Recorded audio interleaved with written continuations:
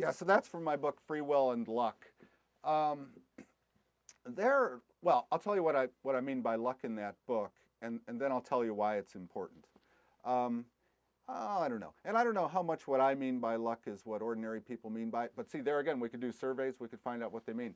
Um, so luck for me has two dimensions. And I'm always thinking about lucky events or lucky happenings.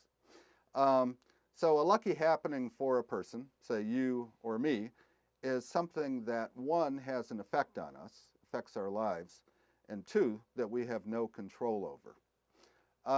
So just stupid examples.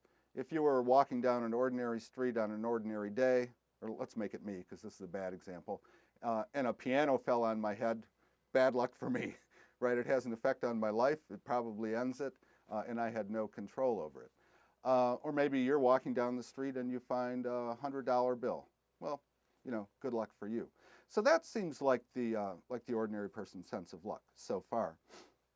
But the luck that concerns me is the kind that's involved in what I referred to as that mid-level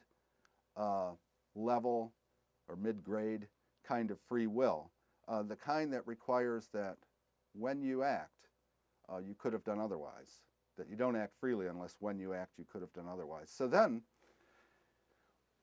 what's going to have to be the case is that your brain works in such a way that although in the actual scenario it produces a decision at a particular moment to do a certain thing, in some other possible scenario with everything being the same up until then, it produces a different decision. Or it doesn't produce that decision. It goes on, you go on thinking, right? Now, it looks like you've exerted all the control you can up until that moment of decision, and then there are two different ways it can go.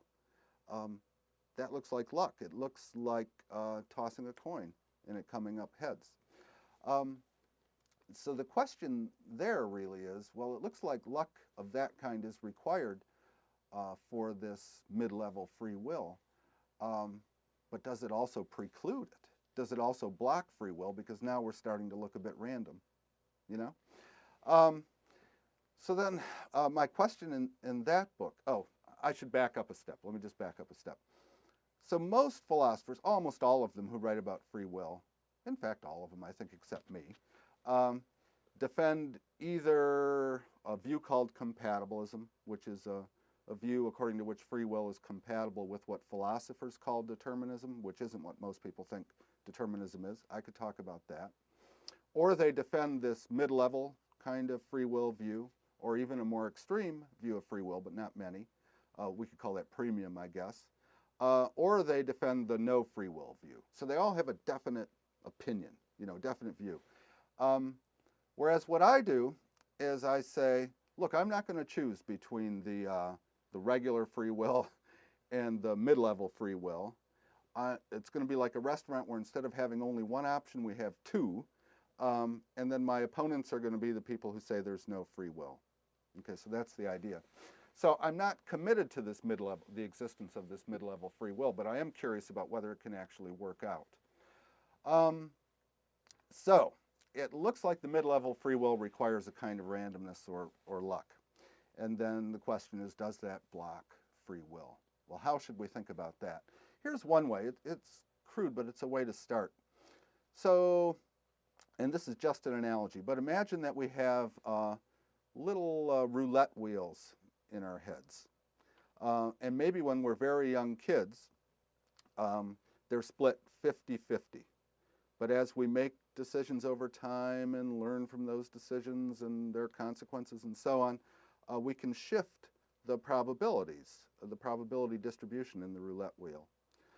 So for example, if you make good decisions and learn that things go well, and that increases the probability that you'll make more good decisions, and when you make bad ones and you see that things go badly, you work on yourself to make yourself better so that you're more likely to make good decisions. In this kind of way, you can shift the probabilities on this little roulette wheel and increase the probability that you'll make mainly good decisions in the future. So what I think is that on this mid-level view of free will, if what we have to work with is a kind of glitchy mechanism, a mechanism that has this randomness in it, in order so that we can have free will, well, then what we should do, if we're stuck with it, try to improve it. So we should try to work on ourselves and over time make ourselves people who are much more likely to do what we judge best than to succumb to temptation.